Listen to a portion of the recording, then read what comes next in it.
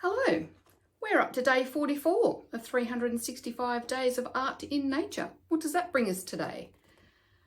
It's very leafy, so let me leaf through the book.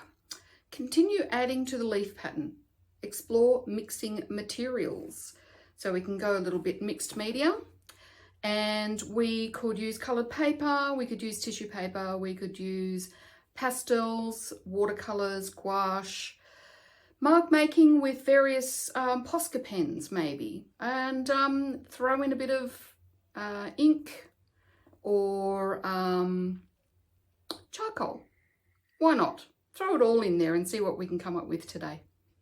Have fun. Thanks for watching.